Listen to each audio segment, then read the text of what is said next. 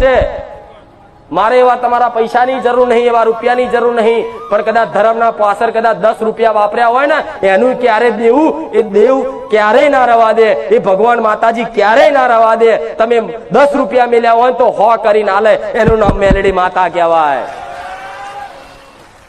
પણ આજના મનુષ્યનો આવું જીવ ચાલતો, જો ધર્મના કાર્યમાં પુણ્યદાન કરવામાં કદાચ એમનો જીવ ના ચાલતો હોય તો પટેલ કાલ મનુષ્યની સેવા શું કરે, ભગવાનના ઉદ્દેશ્યમાં સહભાગી શું બને? ગયા રવિવારે વાત કરી હતી ને કે ભગવાનના ઉદ્દેશમાં કીડીના કણના હાથીનો મણ, આ ભગવાનનો ઉદ્દેશ છે, એમાં થોડે તમે સૈનિક બની જાઓ, સેવક બની જાઓ, ભગવાનના દાસ બની જાઓ, અને આખું પરિવાર છે ને એક જ પરિવાર છે ને બધા ભગવાનનું પરિવાર છે। જેમ કે દરેકની અંદર આત્મા રૂપી પરમાત્મા બેઠો છે અને દરેકના આત્મા અંદર છે ને જે પરમાત્મા રામ, હું એ રામને નમન કરું છું, આવું માતા બોલું છું।